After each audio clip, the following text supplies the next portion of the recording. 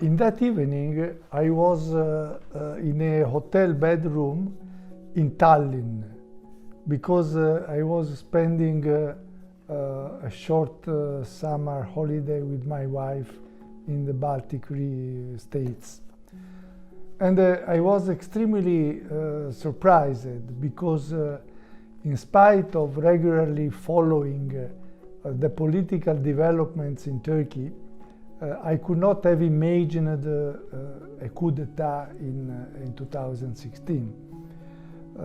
By the way, I was serving as a young diplomat at the Italian embassy in Ankara when in September 1980 there was a coup d'etat in Turkey, and I remember very well the situation before it and after it.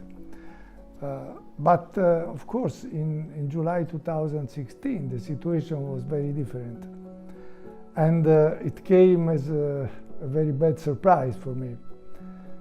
By the way, my wife was alarmed as well because her family lived in Ankara, and the first news she got from her sisters were very confused. In order to get more information, I tried to reach some Turkish friends of mine, but at the beginning nobody knew precisely what was going on.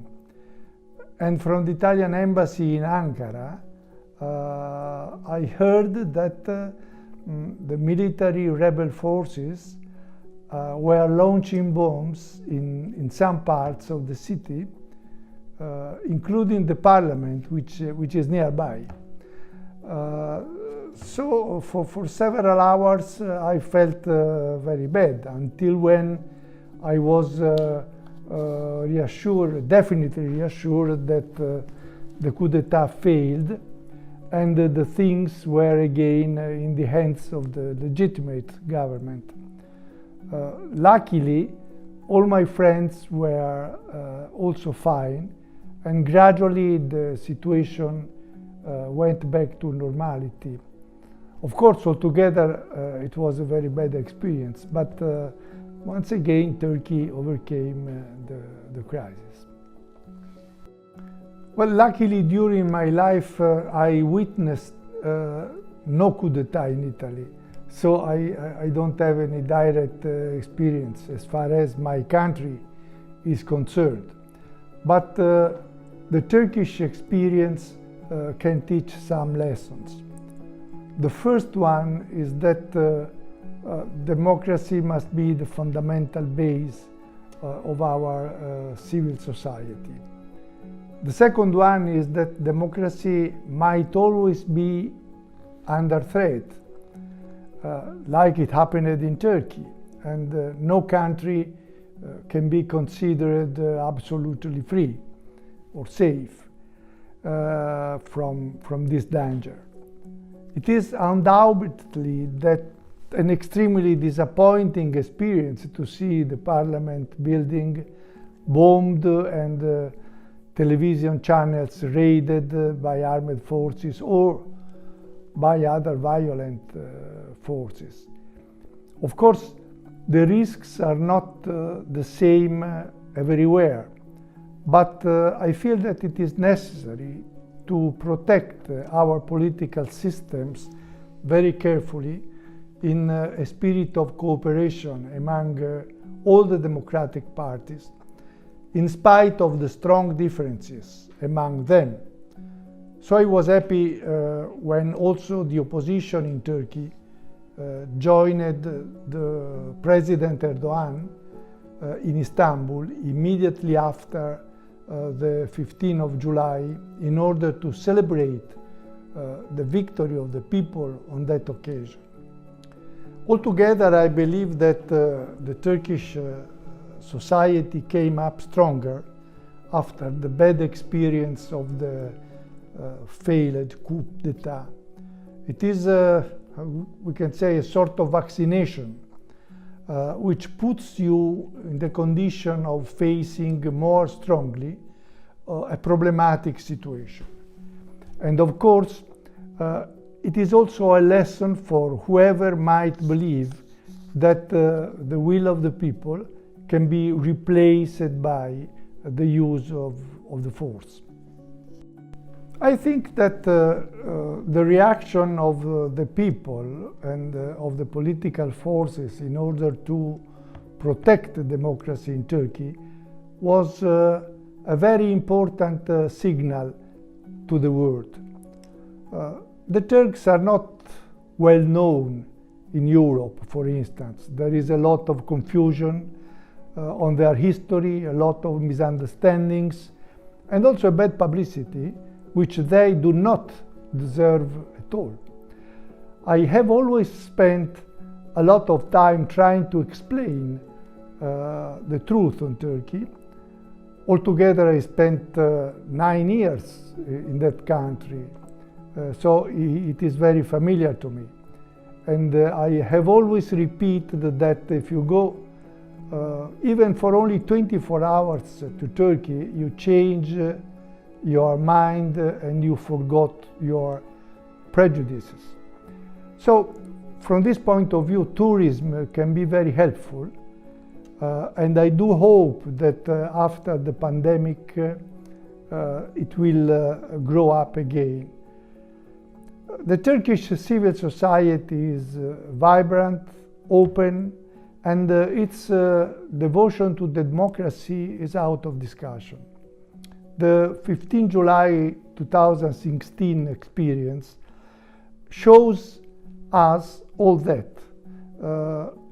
Also for this reason it is important. No doubt that Turkey deserves its place not only in the G20, where it is, not only in the NATO, where it is, but also in the European Union, once the negotiation chapters will be finally reopened and properly dealt. Unfortunately, I have not seen any progress on this regard after July 15, 2016. But I am convinced that the struggle and the victory of Turkish people should be greatly appreciated.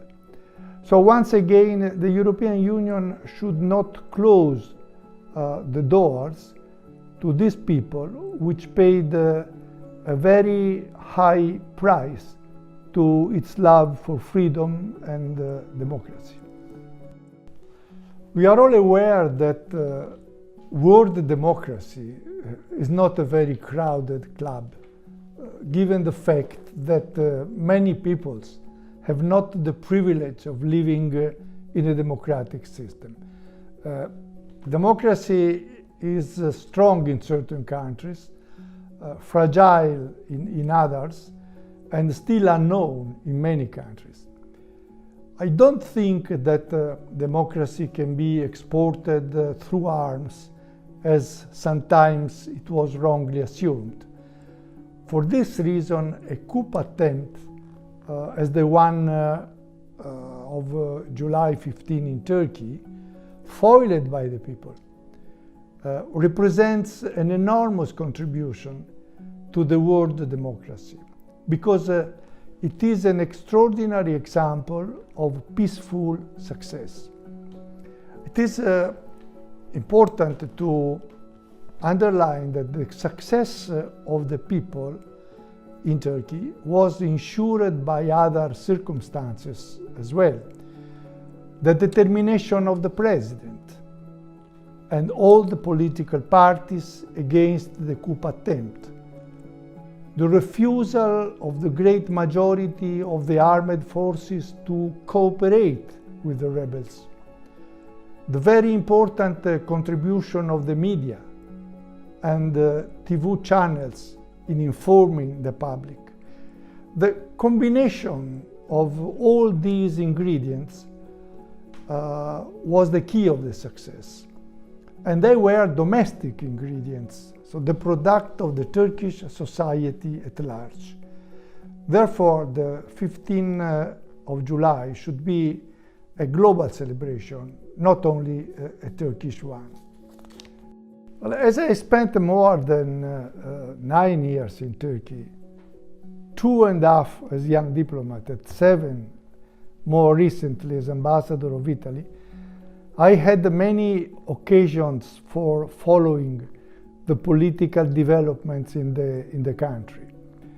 Since long ago, I was aware of the terrorist activity of PKK, for instance, and all the domestic and external problems connected with it.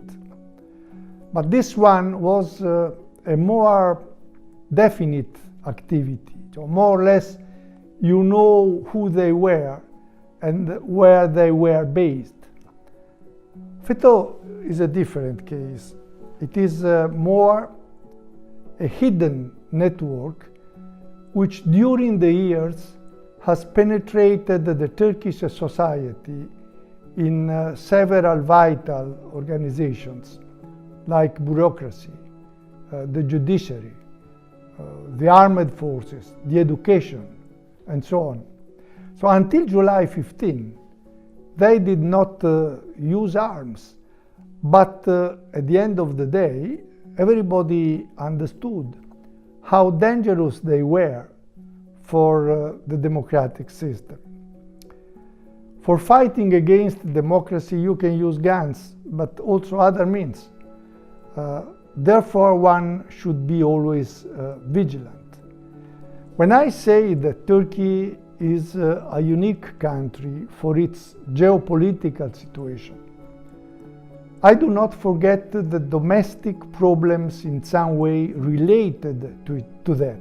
So, in order to properly understand Turkey with all its peculiarities, we need a vision, but a vision wider than for other countries.